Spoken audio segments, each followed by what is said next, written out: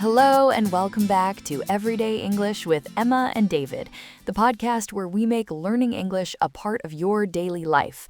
I'm your host, Emma, and as always, I'm happy you could join us. And I'm David. And Emma, I have to warn you and our listeners, I am not my usual cheerful self today. I am in recovery from what I can only describe as a culinary catastrophe, a gastronomic tragedy of epic proportions. I am starving. My goodness, David, that sounds incredibly dramatic. What on earth happened? Did your refrigerator break down? Ah, if only it were that simple. No, this was a self-inflicted disaster. You see, I had this perfect plan for my Friday night. The whole week was leading up to this one moment. On Monday, I saw an article on a food blog about that brand new restaurant downtown, the Gilded Spoon. The photos were incredible, dishes that look like works of art. Oh, right. I've seen the articles about it. It's supposed to be the new it spot in the city. Very trendy. Exactly. So I decided that would be my end of week reward. On Wednesday, I spent my lunch break studying their menu online. I had my entire meal planned out. I spent at least 30 minutes on Friday evening picking out the right outfit. I settled on my nice blue button-down shirt, the one I save for special occasions. I even ironed it. You ironed? Wow, this was serious.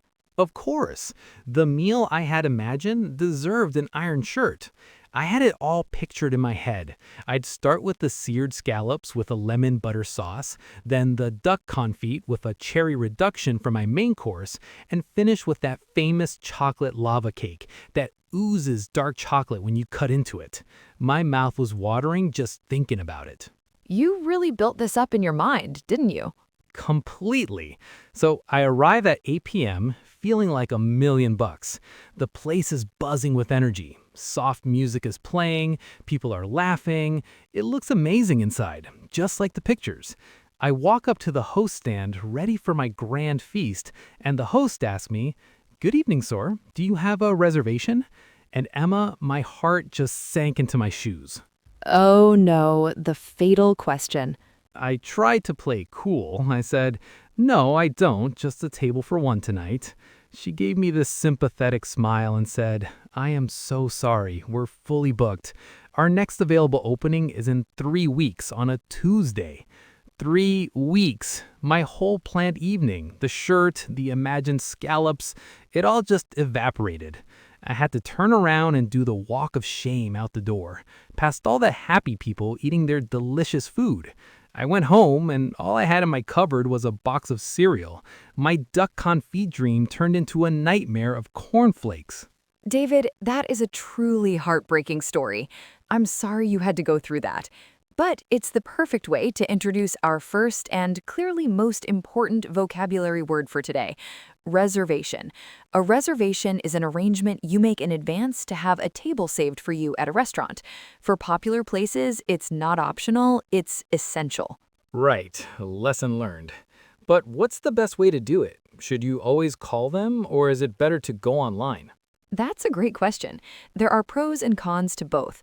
I personally prefer using a website or an app because it's so quick. You can see all the available times at once, you pick one, and you get an email confirmation. It feels very efficient. That's true. An email confirmation would have saved me from my cereal fate. Exactly. But the advantage of calling is that you can speak to a real person. If you have a special request, like you need a high chair for a baby, or if you're celebrating a birthday and want to ask about bringing a cake, it's much easier to do that over the phone. You can also ask for a specific table, maybe one by the window or in a quiet corner. Okay, that makes a lot of sense. So online for speed and confirmation, phone for special requests. I'll remember that for my reservation in 3 weeks. You know, Emma, your story really highlights exactly why I prefer my way of dining out. And what's that? The cereal at home method? Very funny. No, it's the opposite of your stressful, high-stakes experience. Let me paint you a picture. Last week, I had a very long day at work. I was tired, my brain felt like mush, and the last thing I wanted to do was cook. So I walked down the street to my favorite little neighborhood spot, known as kitchen. Oh, I love that place. It's so cozy. It's the best. It's a tiny family-run Italian place. There are maybe 10 tables, all with those classic red and white checkered tablecloths. The owner, Sophia, always waves from behind the counter, and the moment you walk in, it smells like garlic and tomatoes and happiness. There was no line, no stress, no need to impress anyone. I just walked in and decided to grab a bite. That sounds lovely. So different from the buzzing atmosphere you described at the Gilded Spoon. Exactly. It was calm. I sat down, had a simple, perfect bowl of spaghetti with meatballs, the kind her grandmother used to make, and was back home on my couch within an hour, feeling relaxed and happy. That, to me, is a successful meal out. You've just used our second key phrase perfectly, to grab a bite. It's a casual and very common phrase that means getting a quick, informal meal. It's the perfect description for what you did.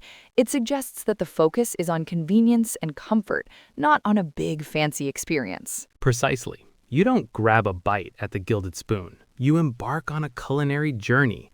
Sometimes after a long week, I don't want a journey. I just want some good food without any fuss. But that's where we differ. I don't want dinner to just be easy and comfortable. I want it to be an event. It's like buying a ticket to a show. I'm paying for the atmosphere, the energy, the creativity of the chef. It's a chance to splurge. And there's our third vocabulary word, to splurge. It means to spend more money than you usually would on a special treat. And you definitely see it as a treat. For me, I often see it as a waste. I just can't relax when I know my meal is costing a small fortune. Right. What's the best thing you've ever splurged on for a meal? For me, it was a few years ago for my birthday. I went to a Michelin-starred restaurant and had a 12-course tasting menu. Each course was a tiny, perfect work of art. It took 4 hours. It was unbelievably expensive, but I still remember every single dish. It was a memory, not just a meal. That sounds amazing, but also exhausting. The best thing I ever splurged on was a really high-quality blender. It cost a lot, but I've used it hundreds of times to make soups and sauces that taste better than many I've had in restaurants. For me, that investment was worth it. You splurged on a kitchen appliance. We are fundamentally different people, David. But, speaking of rules and strange experiences, have you ever been to a restaurant with a really weird rule? I went to a bistro once that had a no modifications rule written in capital letters at the bottom of the menu.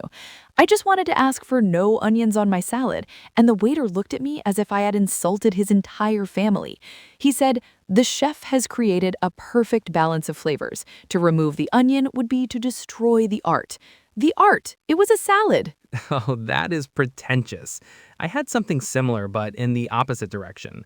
I was at a very old-school diner and I asked for a side of avocado with my breakfast. The waitress just stared at me with a blank face and said, "Honey, this is a diner. We have potatoes and we have bacon. We don't have avocados." She said avocados like it was a word from another planet. It was hilarious. I felt like I had traveled back in time. That's brilliant. It's like a clash of culinary worlds. It's a good reminder that every restaurant has its own personality, I suppose, and we just have to find the ones that match our own. But part of the experience I pay for is good service, although that doesn't always happen. And speaking of bad service, how could I forget that place we went to? We waited 20 minutes just for a glass of water. The waiter seemed to be actively avoiding our table. He was so grumpy. When our food finally came, he practically threw the plates down in front of us. It was terrible. It puts you in such an awkward position, especially when it comes to tipping. In the US, tipping is a huge part of the dining culture. But what do you do when the service is awful? That's a good point for our listeners. Tipping culture is very different around the world. In many countries in Europe or Asia, it's not expected at all. But here, a standard tip is 15 to 20% of the bill, and it makes up a large part of the server's income.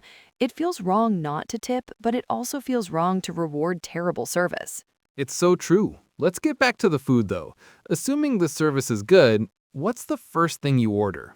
Well, before my imaginary duck confit, I was planning on an appetizer. I always get an appetizer.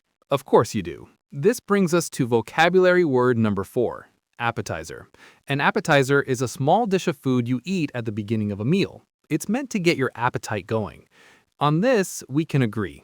I love a good appetizer, especially if I can share it with someone. Sharing appetizers is the best, but then the main course comes and the portions are always huge, which isn't a problem because it means you get our final vocabulary word, leftovers. Yes, leftovers.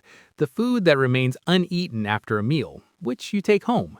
Now we have another debate. What foods are good as leftovers and what foods are terrible? Oh, easy. The king of leftovers is pizza. Cold pizza for breakfast the next morning is one of life's greatest pleasures.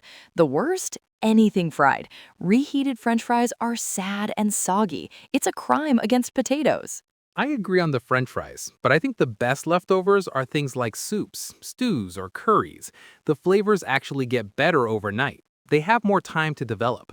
The worst for me is leftover fish. Reheating fish in an office microwave is the fastest way to make everyone dislike you. A very good point. Well, it seems we agree on appetizers and bad leftovers, but not much else. So I guess I'll make my reservation for the Gilded Spoon and you can keep enjoying Nana's Kitchen. It sounds like a plan. Well, that's about all the time we have. Before we sign off, let's do our quick word tour to recap our 5 key terms from today's very detailed discussion. Let's do it. First up was reservation, the booking you need to make to avoid eating cereal for dinner. Next was to grab a bite, my favorite way to eat a quick, casual, and stress-free meal. Then we had to splurge, which is what you do when you want to treat yourself to an expensive, memorable experience, like a 12-course tasting menu. Number 4 was appetizer, that wonderful small dish you share at the beginning of a meal. And finally, leftovers, the gift of a second meal that you take home unless it's soggy French fries. A perfect summary. And that brings us to our question for you, our wonderful listeners. After hearing our debate, whose side are you on? Yes, are you Team David or Team Emma? Do you prefer dressing up for a fancy restaurant or grabbing a quick bite at a casual cafe?